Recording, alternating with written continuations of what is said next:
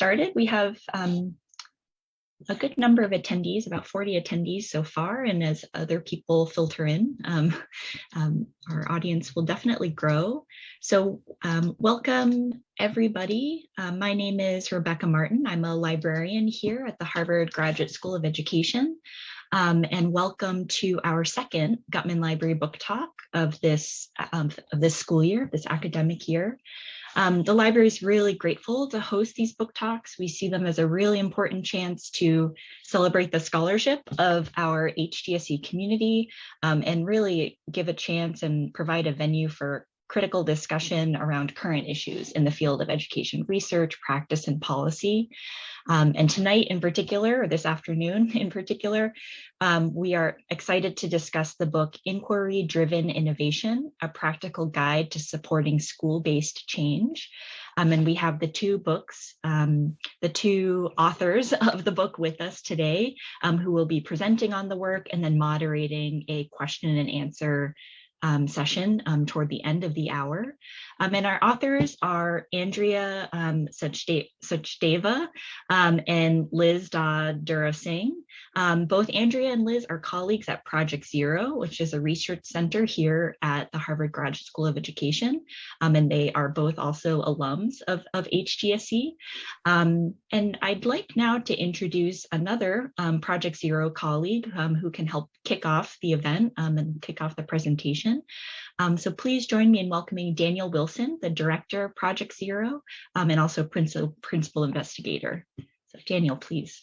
Thank you, Rebecca, and it's a pleasure to be here. And I want to thank Liz and Andrea for inviting me to say a few words to frame their contributions. And as Rebecca said, I mean, these book talks are, to foster critical examination, conversation around contemporary issues.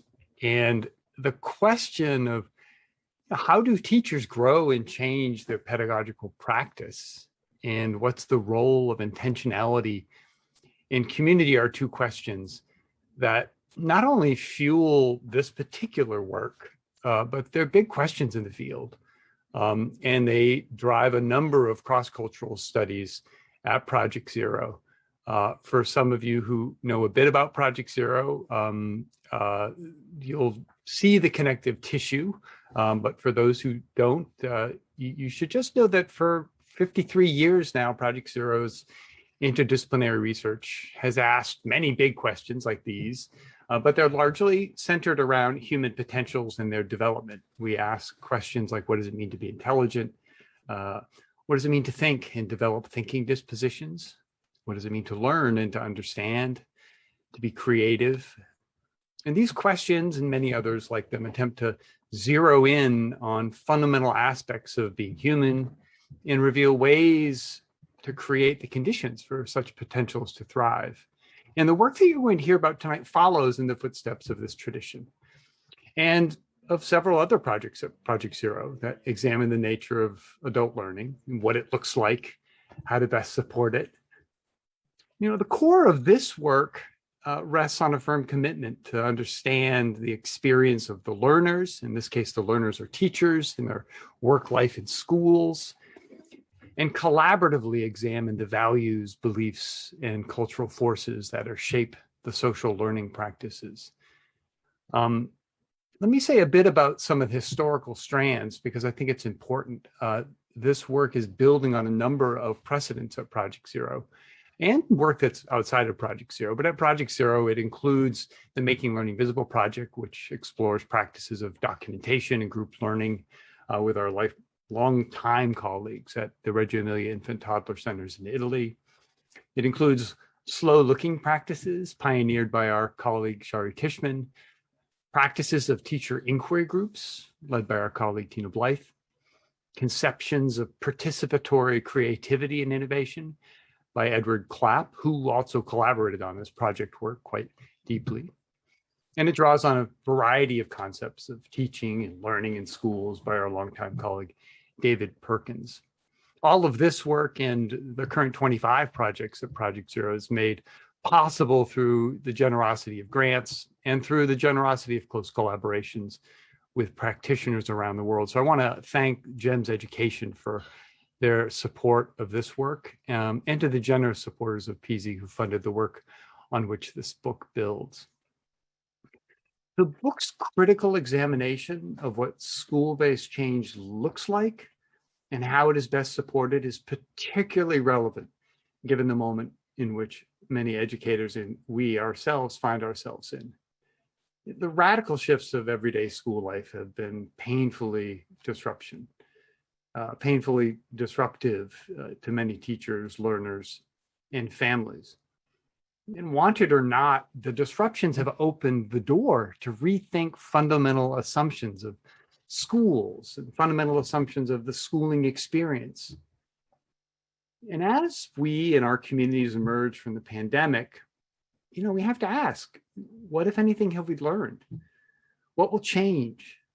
What innovations will live and move forward, and why, and which will fall to the wayside? What I find inspirational about this book is it lays out the possible pathways which underscore the need for creating communities of curiosity, communities of experimentation, and most importantly, communities of collegiality. Now, in the spirit of collegiality, it's my privilege to introduce the deep thinkers and dear colleagues of this book and of the Communities of Innovation work. Andrea Sakdeva has a background in youth programs and research focused on innovation design and inquiry-based teaching and learning. I look forward to hearing Andrea's voice more throughout the hour. She joined Project Zero in 2016. And Liz Dawes-Darius started her career as a history teacher in England and Australia and has been with us at Project Zero since 2003, working on a variety of projects. And she's also on the faculty here at HGSE. So Andrea and Liz, we are in your hands, and I'm going to hand it off to Andrea at this point. Thank you so much. Great. Thank you so much, Daniel. I'm going to get my screen share going here. Wonderful. And thank you all for joining us wherever in the world you're joining us from, or whatever time it may be, time of day for you right now. And we just wanted to start off by alluding to some of the things that Daniel was just mentioning in terms of what life in education and life in schools looks like right now. Many of us know how busy things get in schools. You have students who need attention, paperwork to be filled out, parents to email, lessons to plan, and more recently, Zoom call after Zoom call. I think whatever area of education we might work in or be familiar with, that's probably something that feels familiar right now. And given the demands of teaching and education work in general, it can be really hard for educators to know how to go about getting started with innovation in schools. Or maybe they've tried to change things in the past and their ideas have been shot down. Nevertheless, we know that educators are usually better placed than outside experts to identify the opportunities and the challenges that exist for their own communities and learners. And they're essential for any innovation to take root in a school and be sustained over time. So this is something that might ring true to you anecdotally in your own experience, but we've also seen the potential for teachers to initiate meaningful school-based innovations through a multi-year collaborative and design-based research project using an approach that we developed with teachers and other Project Zero colleagues called inquiry-driven innovation. And that's the focus of our new book. It's called Inquiry-Driven Innovation, a practical guide to supporting school-based change. And in this talk, we'll explain what inquiry-driven innovation is and how educators can use it. And we'll illustrate what it can look like through the stories from real schools that we collaborated with on the research that led to the book. And while we'll explain what happened at these schools, we hope the stories that we're telling will give you some ideas for making innovation feel more accessible and also show how it can be a vehicle for promoting both individual professional growth and positive change in schools. Before we introduce those schools that were part of the research, we want to invite you to take a step back and think about the personal implications of this work. Sorry, 1 second here. There we go. So we'd like to invite you to think about a school or another educational context that you know, and just think for a moment about what springs to your mind in terms of an opportunity for change in that context. And perhaps it's something that's exciting, that's already going on and you'd like to build on. It could be a challenge you'd like to overcome, or even a new idea that you'd like to try out. So we invite you to take just a few quick seconds and think about what springs to mind for that question.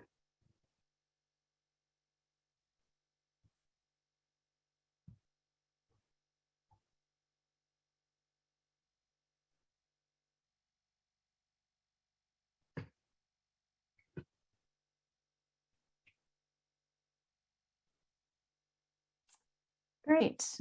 So now that you've thought about your own context for a moment, I would like to quickly introduce the educational context in the 7 schools that we and our colleagues worked with on the research that led to this book. So perhaps you'll hear or see some things in these schools that have touch points with your own context. Now we're going to keep the contextual information very light touch today. Of course, you can find out a lot more about the schools and the innovations in the book. So we worked with 7 schools, all part of the GEMS network of schools in the United Arab Emirates, and specifically in Dubai and Abu Dhabi. Close to 90% of the UAE population is made up of non-citizen residents. And given that government provided education is solely reserved for Emirati students, many independent schools have sprung up in the UAE to cater for these various communities who both live and work there. And among these providers is the GEMS network of schools, who runs over 40 different schools in the UAE, as well as a number of other schools in different parts of the world. And GEMS schools that help to develop this framework, they follow various international curricula, American, British, Indian, and international baccalaureate. And they also serve different communities within the UAE and represented different levels of tuition, which meant that they were pretty different in terms of the available resources and facilities. And some of these schools had really striking levels of student mobility because of the transient nature of the population in the UAE. So, as I just said, these schools were really quite different from one another. And this scenario presented a unique opportunity to do intercultural work and also to develop and pilot an approach towards promoting innovation that would be relevant across different school contexts. Now, within each school, we intentionally worked with a variety of educators. They were teaching different subject areas with different levels of responsibility, years of experience, teaching different age ranges, etc., to make sure that our work would be applicable across different subjects, ages, and types of job. It is fair to say that in some ways the UAE was particularly conducive for promoting innovation in education, and that's because innovation has been a high national priority there. In fact, while we were visiting there, a common slogan that we used to see was "Hello Tomorrow," and there was a bit of a spirit of let's get things done really quickly and be innovative throughout the country that we want to acknowledge. However, while the UAE might be very different from contexts you're more familiar with, the teachers we worked with, they faced very similar constraints and pressures to other teachers, like high stakes testing, annual government inspections. And all the teachers we worked with felt very pressured for time. So our book emerged from a research project called Creating Communities of Innovation, which Daniel mentioned a bit earlier. And as Daniel also mentioned, we worked very closely on this with our colleague, Edward Clapp. And we'd like to take a moment here to also thank GEMS Education for funding this work. So at the start of the project, our focus was very much on innovation and how to promote it in schools. But pretty early on into the project, it became really clear to us that our participating teachers and school leaders were experiencing their involvement in the project as very powerful professional development. And then the goal of the project therefore became to explore how innovation-driven and inquiry-driven teacher professional development could be developed and sustained both within and across schools. So the project followed collaborative design-based research principles. So that is, we drew on existing research, particularly decades of research carried out at Project Zero, which Daniel mentioned earlier. And we used those to design strategies for promoting innovation in schools. And over time, and also in consultation with the educators we were working with, we and the rest of the research team refined and iterated on this overall design and the different parts of it, such as the various tools developed by the team. This kind of research allowed us to imagine what could be in schools, to work with teachers, and to produce the kind of usable knowledge that's grounded in the complexity and the messiness of life in schools. So at the same time, as part of this process, we also conducted qualitative research tracing the evolution and thinking of our participating educators and the development of their projects. And to do this, we administered open-ended surveys, interviews, and classroom observations, and we also gathered other kinds of documentation and artifacts of learning. And we just want to acknowledge that a key figure in this work was Christine Nazargotzi, who was our liaison on the ground in Dubai, who offered support to the individual groups and also served as a thought partner to the Project Zero team. So this work resulted in the concept and framework for inquiry-driven innovation, which we define as an ongoing process that empowers individuals and communities to pursue positive school-based change that is relevant and responsive to local contexts. In this work, we just want to be clear, the term innovation is used in a really broad sense to mean anything that's new or innovative for the schools or teachers involved, rather than something that's completely new to the field of education, or, for example, something that involves new technology. And in fact, as part of the work, we supported teachers to find out what was already being done in different schools and could be adapted, rather than expecting them to reinvent the wheel or start from scratch. So the research process involved building the ship at sea, which means both the researchers and the teachers were trying things out, piloting and refining a process, and also working together to come to a definition and an overall framework for inquiry-driven innovation, which includes a suggested roadmap or process, a set of over 20 concrete tools, and some other things that we will talk about throughout this talk today. So in other words, we tried to mirror our own research practices on the inquiry-driven innovation principles that we were asking the educators to try out in their own contexts. Great. Now, as this diagram shows, in our model of inquiry-driven innovation, the three elements of innovation, inquiry, and community are mutually supportive. So innovation practices, we believe they're enhanced by educators working together and taking an inquiry approach to address a challenge or opportunity that's relevant for their broader community. Meanwhile, inquiry practices are enhanced when they're trained on meaningful innovation projects that offer opportunities for educators to learn with and from one another. And community building or collaboration practices, they're enhanced when teachers are able to work together on meaningful projects where they're given relative autonomy to pursue meaningful change.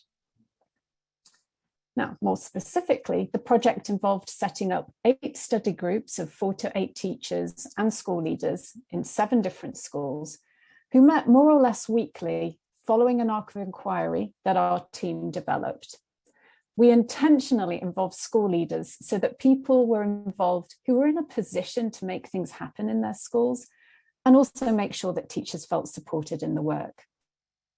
Now, in all but one school, the groups were made intentionally diverse so that they brought together teachers who wouldn't ordinarily work together from different departments, different types and levels of experience, as I mentioned earlier. We also set up a cross-cohort learning community so that different schools could learn from one another. through workshops and later on exhibitions that took place during our site visits, and also via a digital platform that we developed.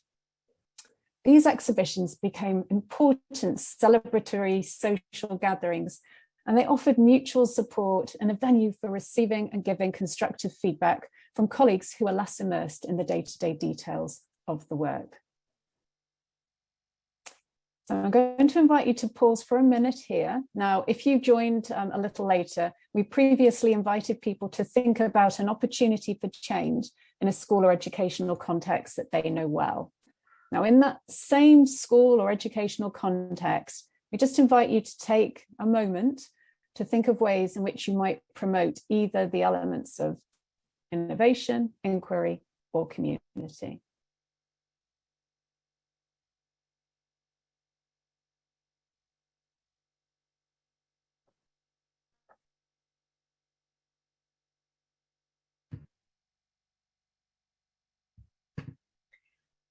Great, so we'll move on now. I know we're going quickly through these prompts for reflection, but we're really hoping that you'll have time to revisit those a little bit later after the talk. And we want to introduce this diagram, which we call the roadmap for inquiry-driven innovation, and it gives an overview of the process of inquiry-driven innovation. So you can see it's a winding, sort of fluid road, but it allows for variation and has a definite trajectory to it. And that's because after the study groups were formed, the participating teachers began by building up some of those inquiry skills that drew from prior work at Project Zero and also practices in qualitative research. And the tools we developed and refined involved slow looking, as Daniel mentioned, or looking carefully at their school context with fresh eyes, but also using interview strategies to listen to a variety of stakeholder perspectives and documenting learning at the school. And these initial forays into inquiry were used to gather inspiration and identify possible areas that were ripe for innovation. And then using various tools our team developed or adapted, the groups were supported to craft a more targeted innovation focus and come up with a plan to enact a change at their school. And those are what came to be known as their innovation projects. The groups then shifted gears to pilot test their ideas and to begin to collect and interpret data to understand the impacts of their innovation projects so far, and also what more they needed to learn. So over time, they reflected on and shared what they were learning and also iterated on their innovations. And towards the end of the cycle, they used some different tools to consider how to further their innovation projects, either by getting more people involved or by expanding the impact of the innovation beyond the original population. So if we look at the star metaphor, some simple ideas became more developed over time and went on to spawn new ideas and initiatives. And along the way, this work was supported by a variety of professional development tools, many of which are included in the book, and we'll talk about those later on as well. So what did this look like in practice? Well, we're going to quickly share the stories of a few of the schools that were involved. So the first one is Wellington Academy Silicon Oasis, which is a large international school offering both British and IB curricula. And at that school, the participating teachers were interested in integrating cutting-edge technology into their classroom practices, and they initially pursued a variety of innovations simultaneously. However, through engaging in some of that inquiry work that I just mentioned and spending a lot of time closely observing and listening to their students and looking at the work they produced, they came to the conclusion that they needed to work in a more fundamental way on students' dispositions towards online learning. And with the input of their students, they went on to develop a framework for helping students make the most of online or integrated learning opportunities. And that was then disseminated across the school. In another school, GEMS Modern Academy, which is a large K-12 Indian curriculum school, the study group that was working with us became really interested in how student thinking was made visible in their classrooms. And they developed a checklist and embarked on learning walks to see what was going on in their classrooms. And they also administered teacher surveys and noticed a gap between what the teachers wanted to be happening for their students and what they were actually observing going on in classrooms. So on the basis of this initial inquiry, the study group was inspired to develop 2 initiatives to promote more visible thinking and problem solving within the school. And one of those involved integrating Project Zero thinking routines into 2nd grade classrooms to promote more critical thinking. And then the other one involved the development of a STEAM-oriented curriculum for 5th grade students. And we'll quickly share one more school story here. It's from a school that at that time was called Kindergarten Starters, and it's a very large K-5 Indian curriculum school with limited resources, financial resources, that is. And their inquiry-driven innovation was used as part of a process to really radically rethink the whole pedagogy of the school and help shift the school from a more traditional and teacher-centered pedagogy to a more student-centered, inquiry-driven way of teaching and learning. And the team, under the leadership of the principal, focused on changing things up in kindergarten, where they had started with desks arranged in rows with a chalkboard at the front of the room. And over the course of time, they began to engage in lots more active, student-driven, exploratory learning patterns that were inspired by the Reggio Emilia schools of Italy.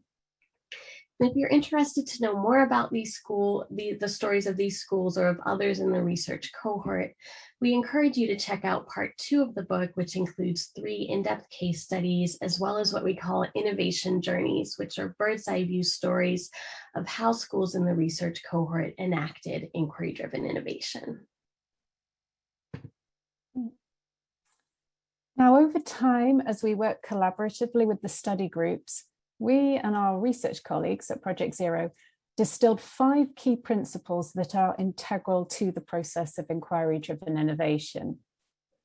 Now, the first principle of inquiry-driven innovation is that it should address an observed need or interest and involve deliberate design choices throughout.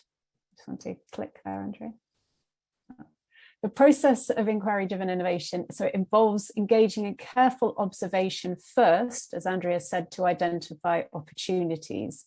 So, for example, in the GEMS American Academy, the teachers noticed that students seemed overly concerned with their test scores rather than what they were actually learning. So the team decided to focus their innovation on engaging students in the design of assessment practices. In another school, GEMS First Point School, which was a newly opened British curriculum school, they noticed that the physical spaces at their school were being underutilized, and that included outdoor spaces. So, inspired by forest schools that had become really popular in the UK, they developed a desert school, which was designed to offer an engaging outdoor exploratory space for their younger students. Now, the second principle of inquiry-driven innovation is that it be attentive to multiple perspectives. Now, we recommend that study groups who are doing this work represent varying perspectives, maybe the subject taught, position held, years of experience, or maybe also personal identity, such as the racial ethnic background of the teacher, gender, religion, many different ways in which identity can be construed. And that's both to allow for more perspectives to rise to the foreground, but also to make sure that the innovation is eventually going to be more likely to take root in the school. Furthermore, inquiry-driven innovation should involve listening carefully to the perspectives of different stakeholders within a school. A kindergarten starter school, for example, made a real effort to listen to and connect with parents. And they actually invited them in to see the changes that were going on in the kindergarten classrooms and offer their feedback to the teachers. They also had a rotating facilitation in their study group so that the school principal, who attended all the weekly study group meetings, didn't always default to being the leader of the group sessions. The third principle is that inquiry-driven innovation should be adapted to context, respond to local conditions, and address specific needs or interests. And, as far as possible, foster a sense of local ownership amongst the people who develop the innovation and those who are using it. So an example here would be Wellington International School, otherwise known as WIS, and their innovation was a critical thinking rubric, which they called whimsical thinking. Meanwhile, at GEM's New Millennium School, there was a concern that some teachers were wary of trying out thinking routines. Thinking routines are light protocols developed by Project Zero to promote visible thinking in classrooms. So the team at New Millennium School developed what they called a student thinking routine squad. And this went round to different classrooms to demonstrate thinking routines on the understanding that students would probably be the most persuasive advocates. And actually, indeed, thinking routines quickly spread as a common practice across the school. And so in these cases, the innovating teachers adapted their approach to address specific challenges or opportunities that they saw in their local contexts. Now, a fourth principle is that inquiry-driven innovation should be sustained over time and be iterative. So that's allowing study groups to have the experience of initiating, developing, and refining on innovation. And all of that takes time and commitment, as well as the opportunity to form deep bonds with colleagues during really months of weekly meetings. Now, this approach to professional development kind of stands in contrast to those more ad hoc, scattershot kinds of approaches to PD. And all the teachers we worked with really came to appreciate the opportunity to dig into something and learn both with and from colleagues that they otherwise wouldn't have had a chance to work with. And then finally, inquiry-driven innovation is structured and supported.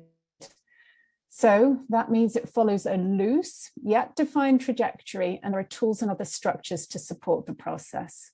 Now, most teachers, as we mentioned at the outset, are just too busy to carve out the time for this kind of work by themselves, and they need a structure to follow.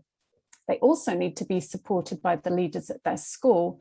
And it's fair to say that in all the schools we worked with, these study groups were supported by their school principals and were given some freedom to carry out their innovations on the understanding that they were doing work that would directly benefit the school community. So all in all, our inquiry-driven innovation is a process that offers teachers specific tools to support them in their work, a learning community to work with, offering both emotional and intellectual support, an arc of our inquiry to follow, and also exhibitions of work to work towards. And this structure we found meant that teachers felt they had to be accountable to their colleagues and find ways to move their work forward. And so now, in the spirit of trying to help you think about this in your own context, you just take a moment to think, these 5 principles that I've just outlined, some of these may already be visible in any efforts to create change in a context you know. So what are they, and where might there be room to introduce them?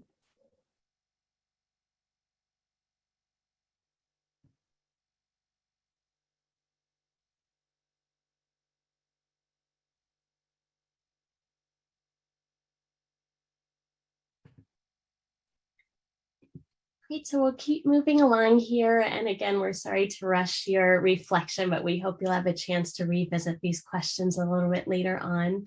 We're going to talk about another aspect of this work, which is around what we call professional lift. So as we noted earlier, the project that led to this book was initially focused on promoting innovation in schools, but really quickly it became clear that powerful professional development was also taking place because we heard that from the educators that were involved. And while we were initially surprised at the extent of these educators' enthusiasm and appreciation for inquiry-driven innovation as a form of professional development, this finding really does make sense given that teacher professional growth and school-based change are known to go hand in hand and can be mutually reinforcing. So our final definition of inquiry-driven innovation is as much about empowering individuals as it is about promoting innovation. So what did growth look like at the individual level? Well, as part of our research, we asked the collaborating teachers to complete periodic surveys to capture their shifts in thinking. And we also conducted interviews with approximately half of them and coded data from those sources to try to distill what about inquiry-driven innovation had helped drive their experiences of growth, or what we came to call LIFT. And LIFT is intended to capture the fact that teachers engaged with inquiry-driven innovation at different moments of their professional and personal journeys, and also experienced LIFT in different ways. But we can still distill three main factors that seem to have been important for propelling this LIFT, as represented in this image. And these factors are connected, but they're also distinct. So the first factor that seems to have been important for propelling this LIFT is openness. Teachers learned a great deal by having the opportunity to collaborate with people they didn't ordinarily work with and to learn from new perspectives and new ideas, including sometimes from beyond the field of education. And teachers also expressed great appreciation for the chance to collaborate across subject areas and levels of responsibility, as well as to listen to different voices in their community and to see their learning contexts with fresh eyes. One teacher, for example, commented that it was very inspiring and challenging also to work with colleagues and that they learned from each other's wins and challenges, offering one another psychological support. The study groups worked in a non-hierarchical way so that school leaders didn't necessarily lead study group sessions and learned alongside their colleagues. And here the cross-school cohort was important because the study groups gave and received feedback from colleagues outside their schools, and that exposed them to new perspectives and ideas. And the second factor that propelled individual growth or LIFT is purpose. While the teachers we worked with were highly motivated before engaging with inquiry-driven innovation, many of them said that the process helped them to approach their daily work more purposefully. And focusing on a longer-term project, their innovation projects, helped them to see beyond their to-do lists and the pressures of time in order to focus on some of those bigger picture items, the bigger picture of their practice. They also described themselves having more meaningful conversations with their colleagues, and they said that they were thinking more intentionally about the purposes of their practice and how they as individuals and their schools as learning communities could grow and learn, be that through their specific projects or through the process of inquiry-driven innovation more generally. And then finally, the third driver is reflection, which is tightly connected to both openness and purpose. And while many teachers knew that in theory they should reflect on their practice, in reality, they often couldn't find the time to do so. And that might sound very familiar to a lot of us. But the process of inquiry-driven innovation did give them some of the space and structure to do that reflection. And for example, the inquiry-driven innovation process builds in opportunities for teachers to engage in slow looking, attentive listening, and they do that using specific inquiry tools. And more generally, meeting in study groups on a weekly basis also created sort of a pause in their usual flow of work and a chance to reflect on teaching and learning in general, as well as the innovation that they were working on. Several teachers contrasted this experience with the more fragmented nature of other kinds of professional development they'd experienced, or the flurry of new initiatives that they were expected to implement without taking the time, as one of them commented, to do them properly. So inquiry-driven innovation in many ways reflects prevailing recommendations for teacher professional development because it positions educators as drivers of their own professional growth and change within their schools. And it also allows teachers to promote changes that are meaningful and relevant within their own contexts, all the while promoting the three elements of openness, purpose, and reflection that can lift their individual practice. Inquiry-driven innovation is similar to collaborative inquiry approaches to professional development, but it is also different in that it focuses on the initiation, piloting, implementation, and expansion of actionable innovations rather than more open-ended explorations into teaching and learning. So we're going to take one more moment here to invite you to step back a second and consider how these three elements, openness, purpose, and reflection, might be elements of your own or teachers' professional experiences in the context you know and that you've been thinking about throughout.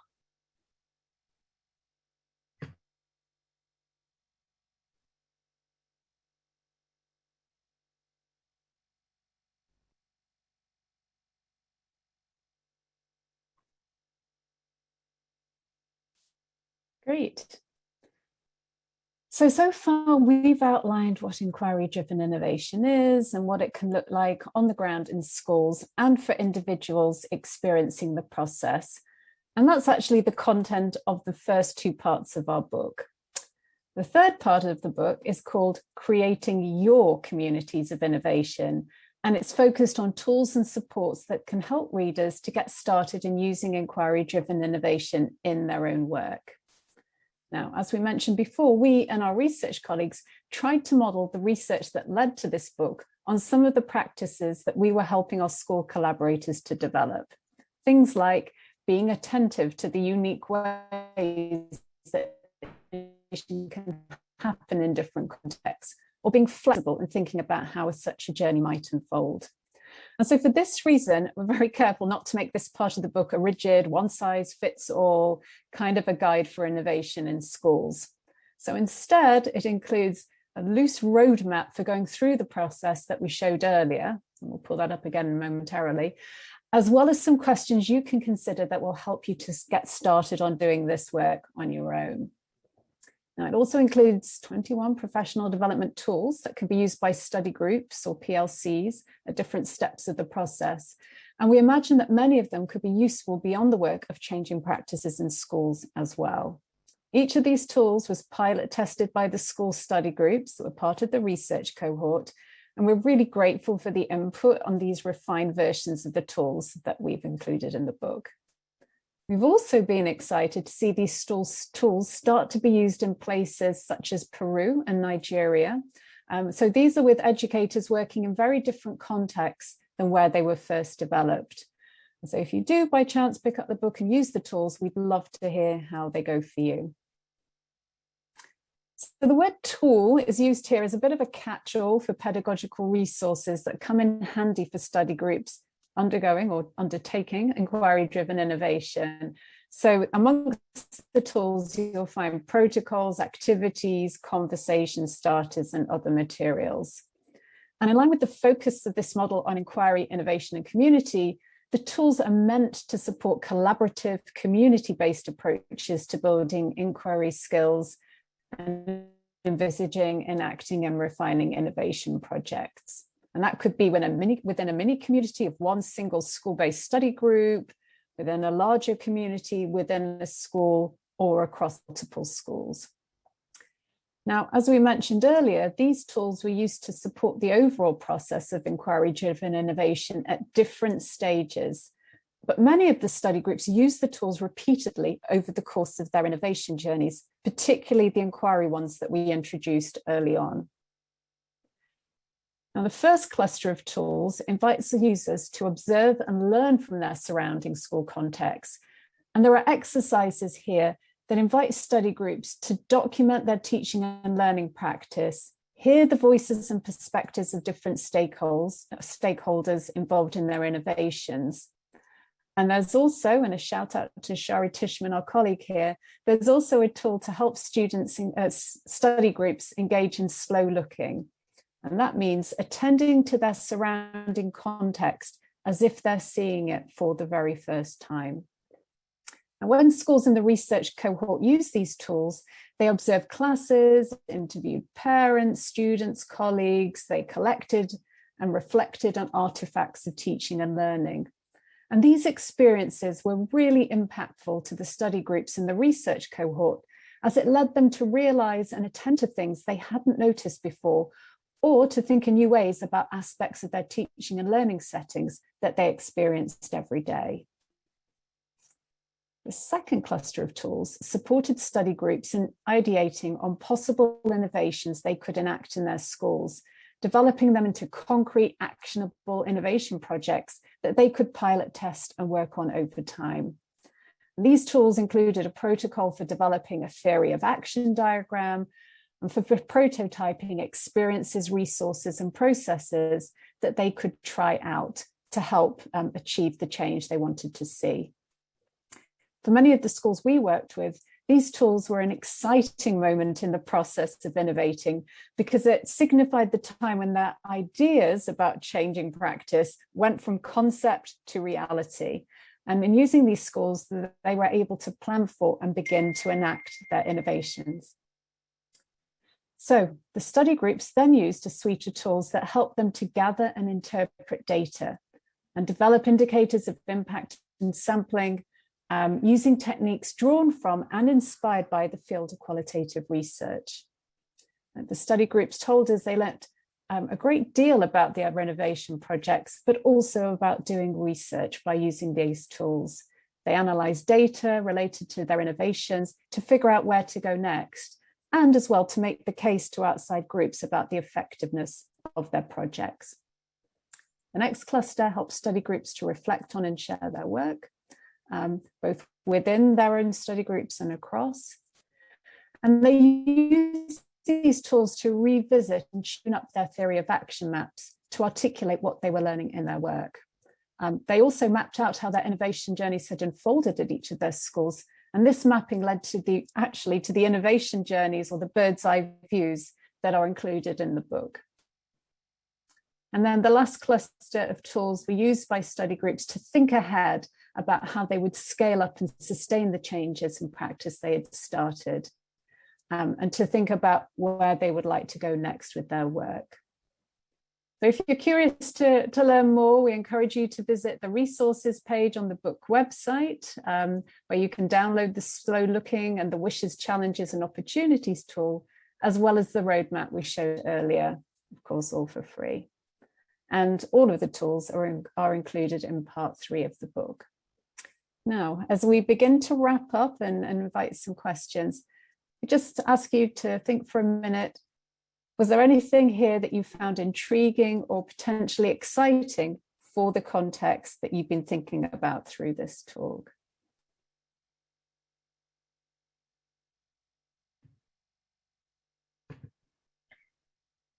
Great, and we do want to leave some time for questions, so I'll just offer a few wrap-up thoughts and hope that you can think about the implications of this work in the time after the talk as well. So as we wrap up, we just wanted to take a few minutes and try to call out some of what we think are the contributions as well as the limitations of this work. We're really excited about how this work speaks to the power of collaborative and design-based research, and also highlights the mutual dependence and the intertwining nature of individual educator growth and community-based change as well.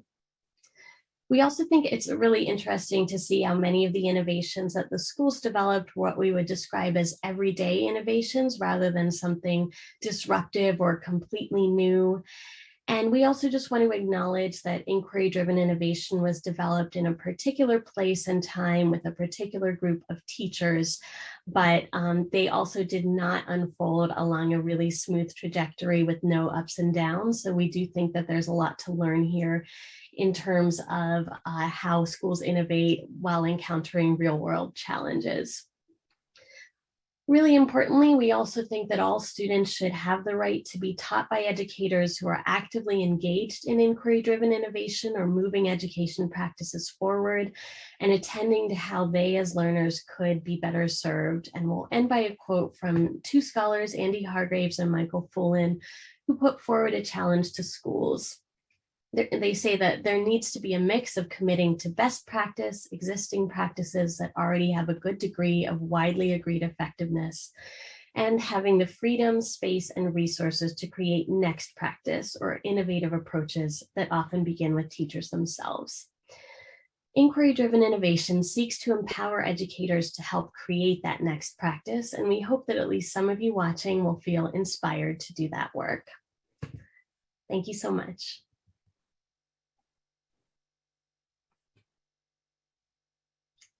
And Rebecca, will pass things back over to you. Sure, absolutely. So you already have a number of questions that have piled up kind of in the Q&A.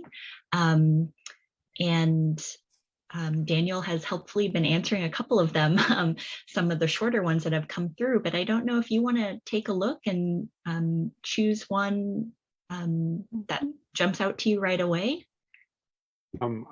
With your permission, I might just throw one at you, which is a combination of a few. Could you just say a little bit more about the definition of inquiry in the project and contrast it with some of the collaborative forms of inquiry?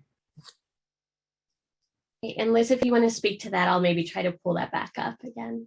Okay, great. Yeah. So we do use both the word inquiry and the word innovation pretty broadly. So it's in the case of this project, it's it's about really, I guess, using kind of a research approach, or teachers and school leaders seeing themselves as researchers. In terms of how this is different from collaborative inquiry, in many ways it's quite similar in that they, kind of the spirit of the study groups, kind of really trying to pursue thoughtfully together what's going on in our school. And some of the techniques that we use are really quite similar. They're similar as well to action research kind of models that are out there. What we felt reviewing the literature that was different is that the kind of innovation aspect of our work is somewhat inspired more by design principles. And it was that combination of bringing people together in kind of collaborative inquiry spaces, but having it meld with the very, focused goal of designing together an innovation and trying it out in practice.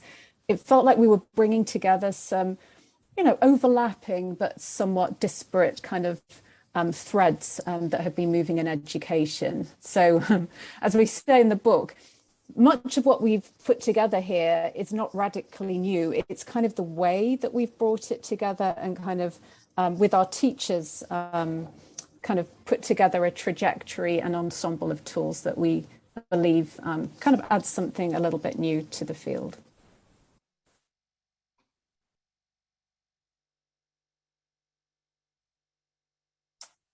Andrea, did you have a chance to look through the questions? You want to answer a few, or do you want me to throw some?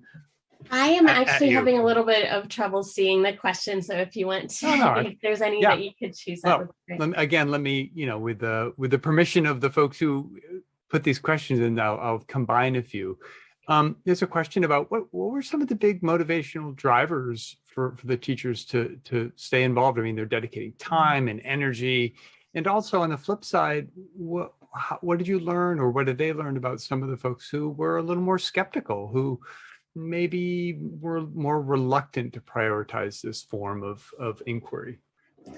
Yeah, that's a really great question. So I think we had a really interesting element of sort of friendly competition that we actually saw among the schools. And I think this was something that in some cases played into the overall cultural context of Dubai, where there is such a large private education system. And so the schools are in some ways competing with each other for students and for resources and things like that. But they actually ended up having this really great collegial community in the cross-school research cohort. And I think both coming together as a study group and showing up every day to do that work together, as well as knowing that there were periodic times over the course of the research that they would be presenting their work to their colleagues in other schools, was something that really kept them showing up and working hard. And, also just the projects,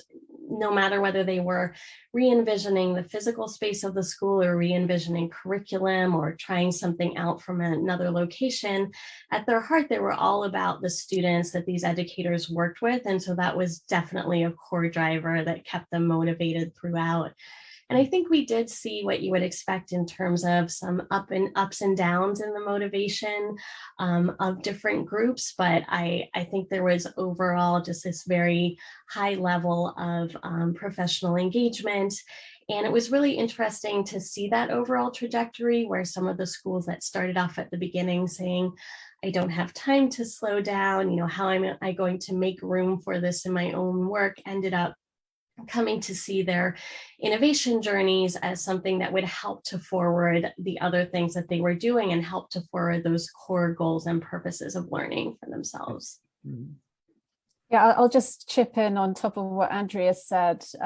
What was really interesting is that one or two groups who we felt were a little reluctant to get going in the beginning ended up becoming like the biggest champions of the work. It felt like we had really important breakthrough moments when they gelled as a group, and I think that speaks to the importance of doing work that's sustained over time, where you really get to know the other people and actually go through some adverse as well as positive experiences together. Because when they went back and reflected on their journeys, they were many times most proud of having overcome obstacles as they were of the kind of more triumph aspect of the work. So that was really, really interesting to see.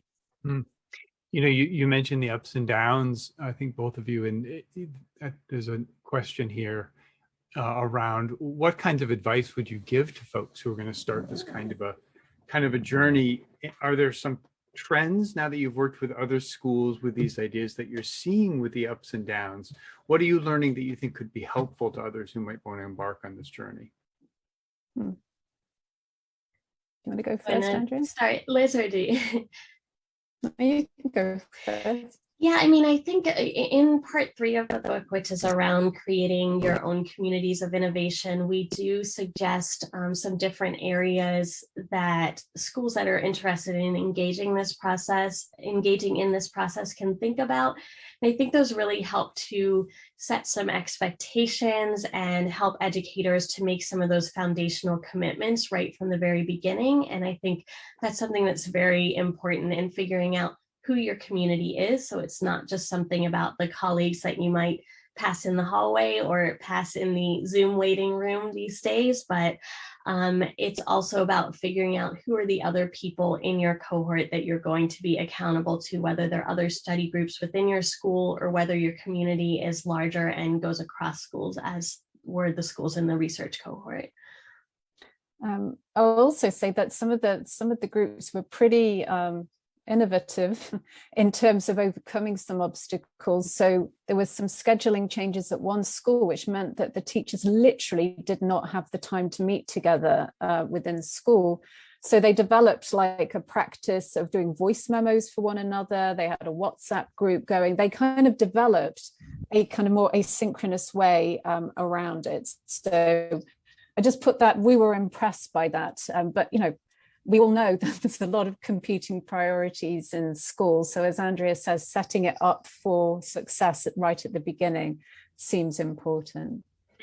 Let me end with this last question. Again, sorry, apologies if we didn't get to all the questions, but this last question's around, you know, are there some openings here to rethink assessment of teachers, the role of self-assessments and other kinds of assessments that teachers were using in the project, or maybe you're thinking now could be used to really give feedback to the professional development work that teachers are doing? That is a very interesting question that I probably need to think a bit more about. I will say that it's interesting that a few of our schools right at the beginning of the process were very focused on assessing teachers and improving teacher quality. And as they went around into the schools and did the observations, they pretty much all they all shifted their focus onto the teaching and learning in the school. So I don't know, I mean, that's going a bit tangentially, but that seemed like an interesting thing to focus. The thing that we should be focusing on and we're excited to focus on is the teaching and learning of our students, not so much about monitoring what our teachers are doing at the school. But yes, thank you for that question, because I think that's very good food for thought. Absolutely. Well, again, it might speak to how assessments could be pointed in that direction. I mean, caring for the student experiences of the learning experiences of the students. I suspect Rebecca has some concluding comments and things she wants to put on our minds, but let me, at least on behalf of the participants, thank you, Liz and Andrea, for opening up a window into your work. And I think it's an important window because, you know, scholars who have talked about innovation, these are outside of sort of educational circles, often point to the role of the social relationships and how important it is, not just for technological change to happen, but true innovation needs to also account for the changes in social relationships. So I think your view into that social structure, the relationships that are changing along with changes of practice or other kinds of artifacts is an often understudied topic. So thank you very much for opening that up, and we'll shift it back over to Rebecca.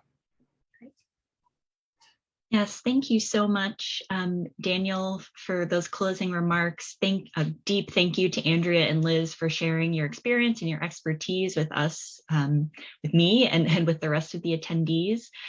For the attendees, I'm going to add a few links into the chat. One is a link directly to the book's website itself, where you can explore a lot of the resources that Andrea and Liz discussed, and of course, buy a copy of the book itself and engage with the tools directly.